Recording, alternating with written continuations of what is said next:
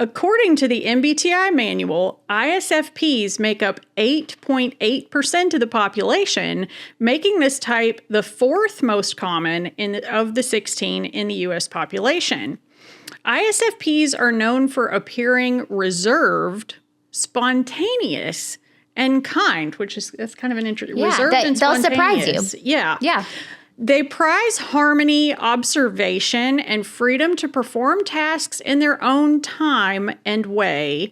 And they combine this with their love of people to devote their energies to processes that improve the lives of others in practical ways. Mm-hmm. This is most easily accomplished in areas where expectations and procedures are flexible and in line with the ISFP's values. ISFPs generally excel in and enjoy learning new things by the actual act of performing day-to-day tasks. Despite their appearance of being reserved and somewhat difficult to get to know, ISFPs are extremely loyal to those they are close to. And in those arenas, they can be quite playful and even exuberant. As family members and friends, ISFPs are typically extremely comfortable in a caretaking role, tend to be flexible, and will often express affection by doing practical tasks for their loved ones, i.e. laundry equals love. Yep. Somebody come love me. Amen.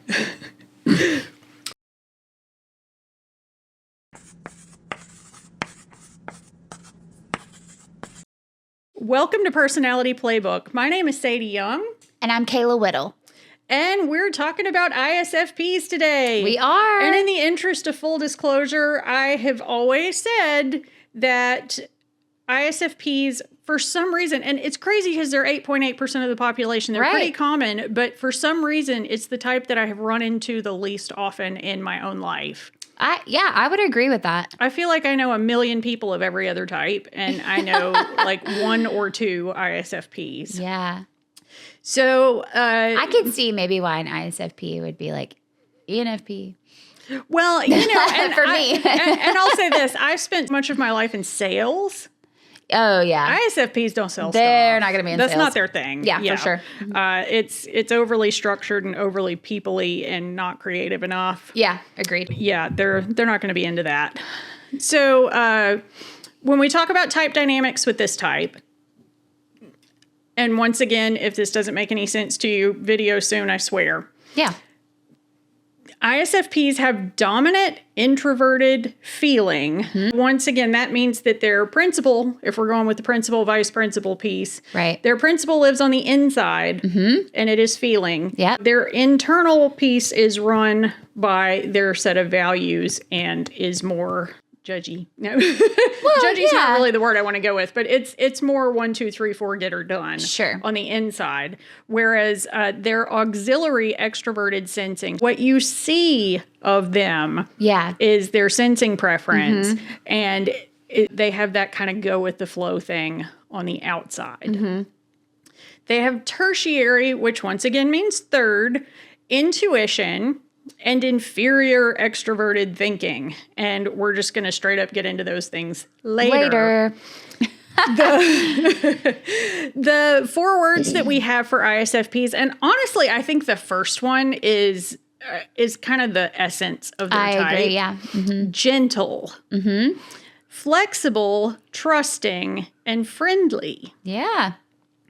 I will say the one person I know that's an ISFP. One frame of reference. Well, and I'll say this too. I probably know a lot of people that are ISFPs, and I just don't know that they're not everybody ISFPs. Lets us psychoanalyze them. I know. What is up with that? How dare they? I've done a lot of my research with Myers-Briggs. I did a lot of assessments with people that I used to work with in sales. And like I said, we did not have any ISFPs when I sold mattresses. Yeah. Yeah. In fact, we only had one IP at all. And it was a part-time person that only worked there to spend time with his girlfriend.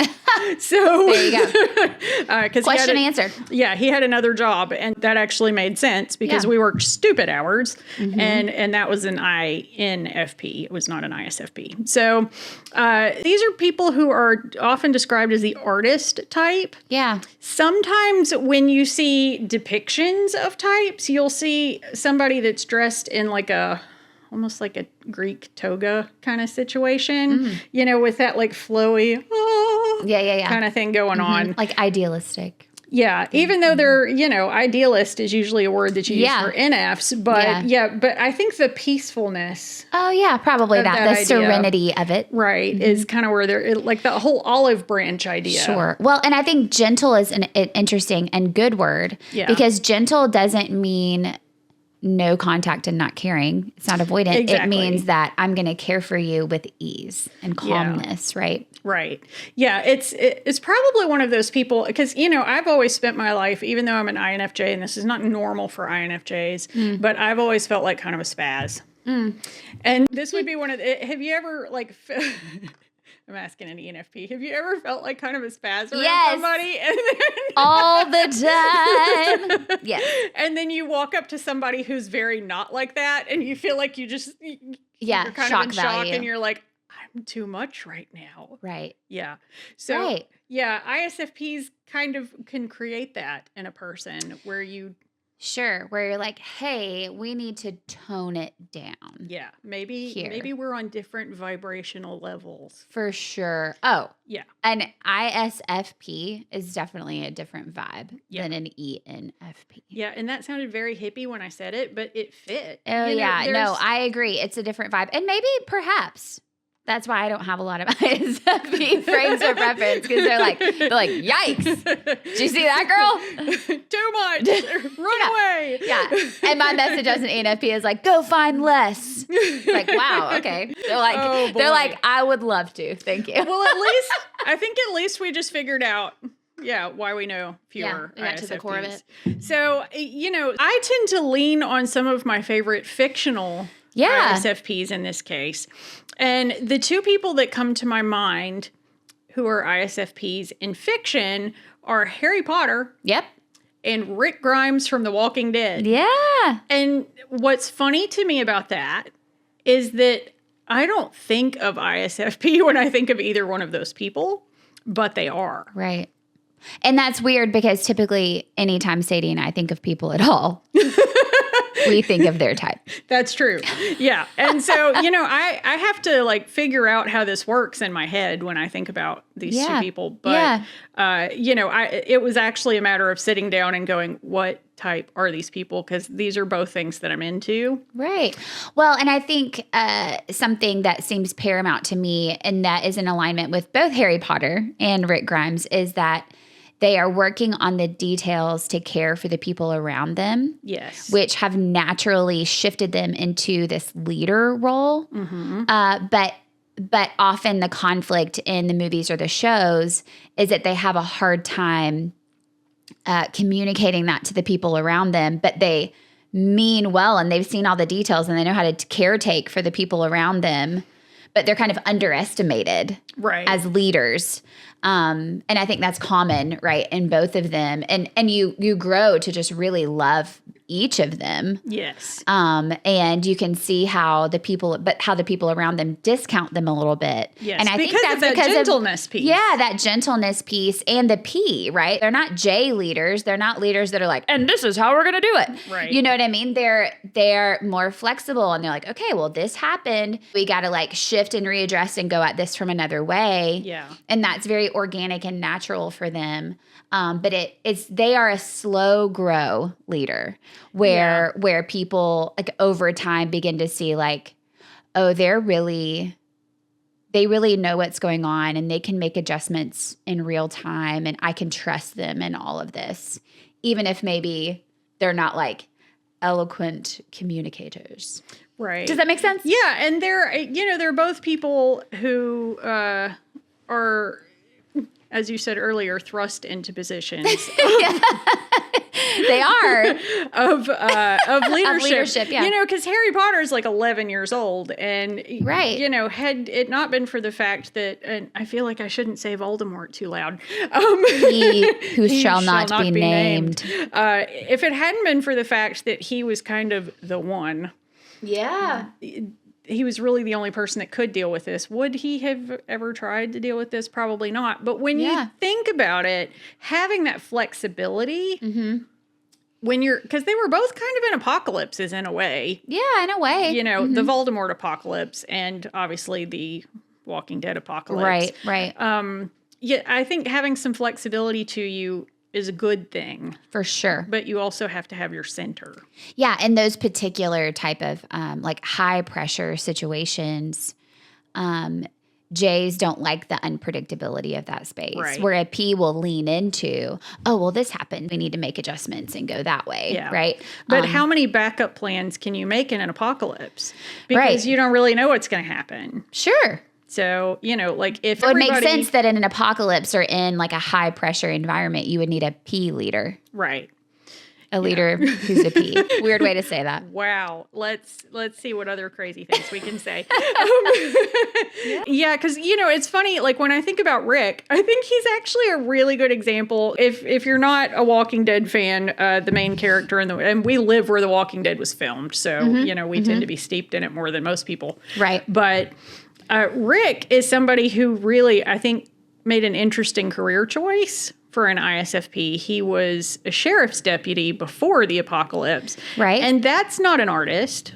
No. That's not something you think about in that kind of way. But when you think about ISFPs wanting to help people in practical ways and being a male. Yeah. Also. People-focused problem solvers. Exactly. Yeah. So, you know, I would tend to go in my mind to something more like nursing or pre-K through 12 teaching. Yeah. And that's a much more common profession for ISFPs. But Rick went, you know, you can kind of tell that he would have gone into being a police officer to help people. Right. And so, you know, and I think that's part of what made him a leader when the apocalypse came, because he had skills. Right. No, I agree. And same with Harry Potter. Yeah. Right. He did. And it was like this slow grow was also like, oh, and he has this ability. Right. Right. You know, Yeah. It's like they have, you know, they had the humility to like gain a talent and a skill. Right. But then they just kind of had this like specialness about them. Yeah. And somehow it worked for them. And yeah, you know, for sure. They both lived. Spoiler alert. Sorry if you didn't know that already. But if you haven't seen / read Harry Potter yet, we're past the statute of limitations. We're way past. If that alerts. just spoiled Harry Potter for you, you've been under a rock. Yeah. You are a feral ISFJ. Exactly. If you watched our previous video, you'll understand that. Yes. When we talk about this introverted dominant feeling piece, that is going to be really similar to an INFP. Right. More than it would be similar to an ISFJ, because ISFJs have dominant sensing. Right. We once again have that thing where we're very flexible on the outside and probably going to do that thing where we talk about, if you want to go somewhere this weekend, don't ask me on Wednesday because something better might come along on Friday. That thing that still kind of blows my mind. And you're still looking 100%. at me like, that's how you do it. That's how you live an exciting life. Whoa, I'm slightly afraid of living an exciting life, as long as it's safe and exciting. Oh yeah, my husband's afraid too. I'm not that afraid. I'm not ISTJ afraid. I'm like, you know, don't ask me to come hang off the side of a cliff with you because I don't like heights. I'm that kind of afraid. But I did ask her this same day to come see Wicked with me, and she showed up for that. Well, you see, that was safe. I didn't feel like I was going to die. I was like, movie, yes. And my husband didn't want to see it, and it was awesome. And by the way, we have Glinda cups. Do you like our Glinda cups? Yay! Yay. Her husband is our, we're going to call him our production assistant, Yeah. I think is the nice way to say that. And he was liking our cups, but we told him that he had to have an alphaba cup Yes. because, I mean, for his obvious favorite- reasons. His favorite color is green, too. He Listen, really... it's done. But, he was bummed that he didn't get the sparkle. Just, Wink, I did wink. play Glinda the Good Witch in the 8th grade. Just, so you know. Really? Yep, it was me. It wasn't Wicked. It was The Wizard of Oz. Oh, okay. But yeah. We never did that. Yeah. I'll find pictures. I'll send them to you. I mean, obviously, I can see that for sure. Typecasting. You make a good Glinda. Too much. Over the top. Shows up in a bubble. It's fun. I want to travel in a bubble. That sounds fun. We're going to have that thing with ISFPs where, they will appear flexible until you hit one of those values. Right. And we've talked before, and then, you might get like super stubborn or you might get a burst of being yelled at because when you have to hit pretty deep to hit one of those values. Right. But when you do, that's when you're going to be like, whoa, who did this person just become? If you think about Harry Potter, when like his parents were talked about, or when when he was defending his friends, and it was like, don't talk about. He had that anger. Yeah, that outburst. feeling was very evident. Well, and if you want to think about Rick in later seasons. Yeah, for sure. When someone tried to hurt his kid, and I'll just put it that way, he literally bit the man's neck out. Yeah, he did. Yeah. That's true. Which, when it's your kid, anybody's going to see that as a major value. But, but he, you could tell once he was faced with trying to keep his loved ones safe, he would do things that he would not have done pre-apocalypse. Right. Yeah. But that's hitting those values there. Yeah. I would say that we talked about them kind of being practical and tactile in a loving way. And you're going to see these people as professional caretakers pretty often. And I even wrote down hospice nursing. Yeah. Which I think is one of the professions I probably have the most respect for. Yeah, I agree. A really special person to be able to do that end of life piece with someone. Yeah, and have the like detail, like tactile, practical caregiving SF. Right. With the P, which makes them flexible to say, I really don't know what I'm going to walk into today, but that doesn't stress me out. Right. I'm going to okay be with here that. in the moment with this person. Yeah. Whatever happens today. I would say that ISFPs are good at being present.